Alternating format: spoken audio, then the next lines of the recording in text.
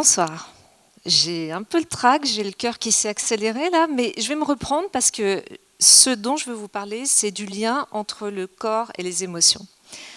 On connaît tous l'impact de notre cerveau sur notre corps. En gros, c'est la somatisation. Stressé, on a mal au ventre, des contrariétés, des migraines le lendemain, des problèmes qui s'accumulent, on en a plein le dos. Ça, c'est donc la relation cerveau-corps. À l'inverse, et c'est ce dont je vais vous parler ce soir, il existe la relation corps-cerveau. Notre posture, la centration, le tonus musculaire, l'occupation de l'espace, la respiration thoracique ou abdominale, tout ceci influe nos pensées, nos émotions. On utilise alors les lois du corps. C'est Jean-Yves Desjardins, grand psychologue, sexologue canadien, qui a mis au point la méthode du sexo-corporel en partant de ce constat. Essayez. Mettez la tête rentrée dans les épaules. Allez-y. Contractez les muscles des bras, des jambes, réduisez l'espace, même n'hésitez pas à serrer. La respiration est presque bloquée. Regardez même au sol. Et en même temps, dites « Je me sens merveilleusement bien ». Allez-y.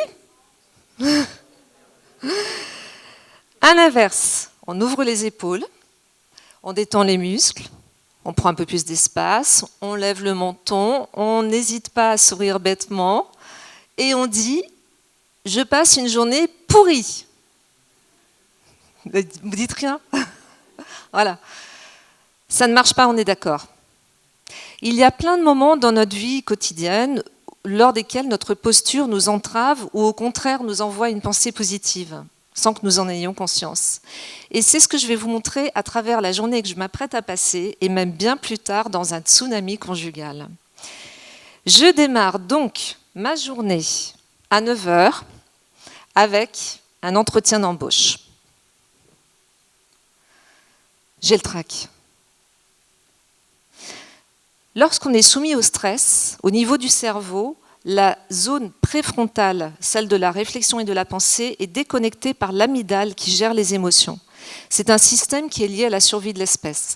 Ça nous a servi, en hommes et femmes de Cro-Magnon, à ne pas nous laisser dévorer par les lions. Quand le lion arrive, ça nous évite de perdre du temps à se demander par où on va s'enfuir, ou regarder s'il a l'air d'avoir vraiment faim. En fait, le système sympathique, celui du stress, met tout en place pour la fuite, dans le meilleur des cas, parce que ça peut être aussi pour le combat ou pour l'évanouissement. Donc le système sympathique tire la sirène d'alarme dans tout le corps et au niveau de chaque organe, c'est assourdissant.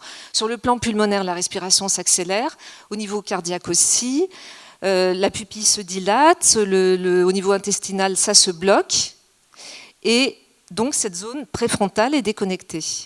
D'où mes symptômes dans mon entretien d'embauche.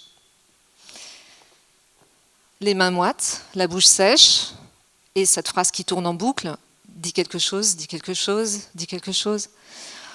Je m'appelle Anne Moreau, je suis kinésithérapeute et sexologue. Oui, je sais, c'est bizarre.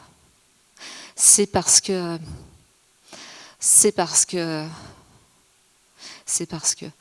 Arrêt sur image. Comment je suis là? Bien centré, assis sur mes deux fesses? Mes pieds sont ancrés au sol? Mes bras, mes jambes? J'occupe comment l'espace? Ma respiration, elle vous paraît ample, abdominale? Ou plutôt haute, thoracique, limite bloquée? Franchement, vous m'embaucheriez? On peut se demander comment gérer une situation pareille dans une posture pareille. Et on entre dans le cercle vicieux de l'anxiété de performance. Je vois ce rendez-vous arriver sur mon agenda. Ma pensée est « Oh non, un nouvel entretien d'embauche, je ne vais pas assurer ». Mon émotion est la peur, l'anxiété. Comment je la ressens dans mon corps? J'ai mal au ventre, envie de vomir. Comment je vais être en y allant? Je me dis que je vais passer un mauvais moment parce que c'est ce qui s'est passé la dernière fois et surtout parce que je n'ai pas su gérer cette montée de charge émotionnelle. Je n'ai pas su y remédier. Et donc, c'est reparti pour un tour. Prochain rendez-vous, ma tête me dit « tu vas te planter », j'ai mal au ventre, j'ai peur, j'arrive à moitié assis sur ma chaise et je repasse un mauvais moment. Et à force de passer ce genre de comportement à répétition, on en arrive même à un comportement d'évitement, se débrouiller pour ne jamais être disponible pour un entretien. Donc ce que je viens de vous raconter, ça arrive dans notre vie de tous les jours, mais on le voit aussi très fréquemment en consultation de sexologie. Une panne d'érection. On appréhende la fois suivante, on se dit pourvu que ça marche, on se met la pression, système sympathique et chute libre. Une éjaculation rapide, pourvu que ça parte pas, et paf, oh mince. Des douleurs pendant les rapports, on fuit les rapprochements amoureux suivants et bizarrement on n'a plus de libido. Je reviens à ma posture pendant mon entretien d'embauche. Même si je vois bien que vous attendez que je vous donne quelques tuyaux pour savoir comment ça se passera au lit la prochaine fois. Mais bon, on est limité, là on a 15 minutes, donc on verra avec le responsable du TEDx si j'ai le temps à la fin. Mais bon. Bref, je reviens face au DRH qui regarde déjà le nom du candidat suivant sur sa liste. Et là, on peut se demander comment gérer cette situation dans ce corps qui ne suit pas. Et c'est là que si j'avais eu les connaissances des lois du corps, j'aurais pu me recentrer, ancrer mes pieds au sol, focus intérieur, comment je suis au niveau de mes bras, je les décontracte.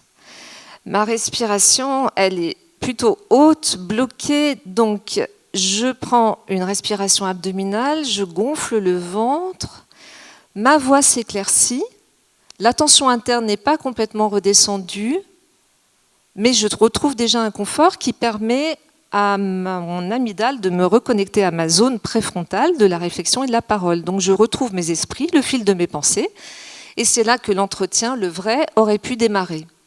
Mais ce n'est pas le cas. Donc, je poursuis ma journée. 10h75, toute chamboulée, je marche dans la rue, tête baissée, encore déçue de cet énième rendez-vous raté. D'ailleurs, est-ce que je peux être bien dans ce corps pour me rendre au rendez-vous suivant avec les muscles contractés, la tête rentrée dans les épaules, je regarde le sol.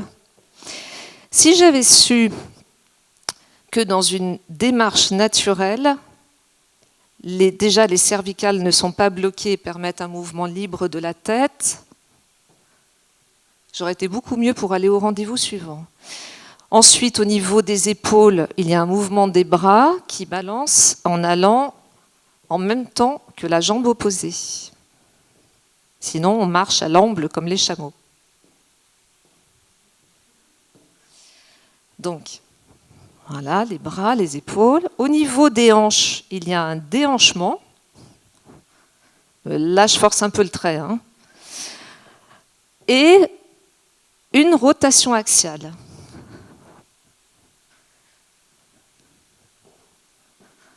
Eh bien, vous essayerez en partant dans la rue. Vraiment, on a l'impression d'être une autre personne, presque. Presque. Midi, mon rendez-vous suivant.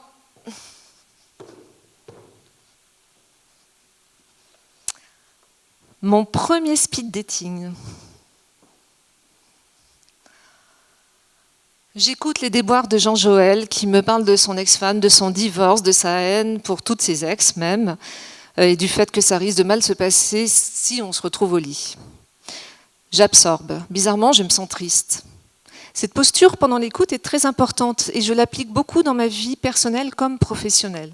En consultation, si je suis penchée en avant en face de la personne, elle apprécie, elle se sent écoutée. Je suis en pleine sympathie, je souffre avec elle, mais il ne faut pas m'étonner si les larmes me montent aux yeux quand ce qu'elle me raconte est triste. Je suis déconnectée de ma zone préfrontale. Oui, donc, si... Voilà, je me suis recentrée. C'était pour vous montrer, en fait. Donc, j'aurais pu me recentrer, justement, en face de Jean-Joël, et j'aurais pu dire avec bienveillance, Jean-Joël, tu as beaucoup d'atouts, tu pourrais être séduisant, mais s'il te plaît, arrête de parler de tes ex, surtout de manière négative. Et surtout, arrête de parler de tes problèmes d'érection, parce qu'en faisant ça, tu te colles l'étiquette en panne sur le front, il n'y a rien de tel pour te mettre la pression et risquer de tomber dans l'anxiété de performance. Le suivant, Raphaël. Il est beau, il est charmant, je ris, je ne me rends même pas compte que je ne suis pas complètement moi-même. Je devrais écouter, si j'étais centrée, je me rendrais compte qu'il lance plein de petits indices qui me montrent que je ne mise pas du tout sur le bon cheval. Il me dit qu'il a besoin de sexe, pas de prise de tête, alors que moi, je cherche l'amour, le grand, je cherche un homme prévenant qui sache tout réparer à la maison, cuisiner, faire des feux de cheminée, qui soit terriblement sensuel au lit tout en étant bien viril. Mais voilà, il est charmant, je suis dans l'émotion, l'excitation, mon amygdale m'a déconnecté de ma zone préfrontale et je ne me rends même pas compte que j'ai décroisé les bras, les jambes, je me suis mise face à lui et ça y est, c'est le crush. 1 an plus tard. Je dis 1 an parce que, il faut le savoir, au début, on a envie de faire l'amour tous les jours, des fois plusieurs fois par jour, mais de manière inéluctable, le désir sexuel redescend dans une période entre 6 mois et 2 ans. Donc si, même au début, tout mon entourage l'avait adopté, on aimait faire plein de choses ensemble, j'en suis là, frustration, l'herbe est haute, libido en berne, on a de gros problèmes de communication, les disputes se font de plus en plus rapprochées, j'ai besoin d'aller jusqu'au bout de ma pensée et c'est l'escalade. Et c'est là que si j'avais eu connaissance des lois du corps, j'aurais pu m'épargner 2 comportements très désagréables que je m'apprête à vivre, qui sont la compulsion et l'insatiabilité.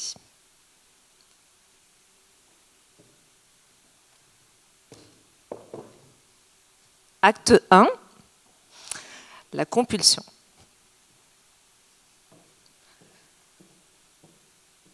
Ça fait un moment que j'ai des doutes sur sa fidélité. Lui, il me jure qu'il n'y a pas de problème, mais je me sens délaissée. Je le regarde regarder son téléphone plusieurs fois par jour, tous les jours. Et je me demande ce que je trouverais si j'allais regarder dedans. Quand il quitte la pièce pour le laisser recharger, ça me démange. En même temps, je me dis, c'est pas possible, ça ne se fait pas, on le sait, il ne faut pas regarder dans les téléphones. Mais je ne peux pas ne pas y penser. Il est là, ce téléphone, je ne vois que ça. Je commence à avoir d'ailleurs du mal à respirer, j'ai des tensions, je sais c'est nul, je suis lamentable de penser à ça, mais j'ai la gorge nouée, je commence à avoir le sang qui me tape dans les tempes, je vois que cet écran, non, il ne faut pas que je fasse ça, mais si, il faut que je regarde. Mon monde s'écroule. Dans un acte de compulsion, la tête entière est envahie par une pensée qui tourne en boucle. On l'a vu ici avec le téléphone, mais ça peut être l'appel du placard chez un boulimique ou le besoin de sexe chez un insatiable. Il y a une lutte intérieure, je m'éloigne, je reviens, jusqu'au geste irrépressible qui signe la compulsion. Et c'est suivi d'une chute de tension. Donc, quand je sens ces changements à l'intérieur de mon corps, je comprends que l'émotion a pris le pas sur la raison. Je pourrais me recentrer. Je pourrais me dire,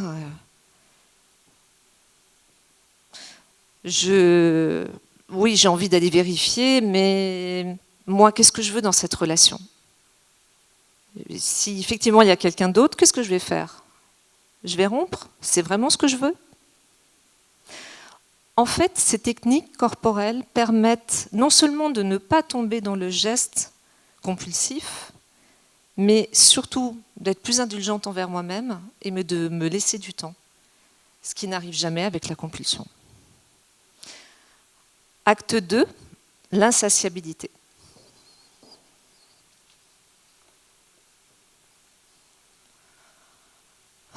J'ai peur. J'ai peur pour mon avenir. Je ne sais pas ce qu'il fait, ce qu'il pense. Est-ce qu'il est parti la retrouver? Il lui écrit.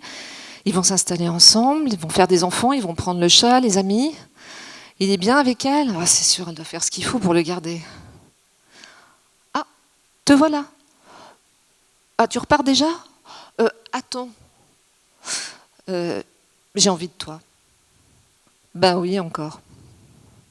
Tu pars? Attends. Oh ben quand même, bisous. Encore. Encore.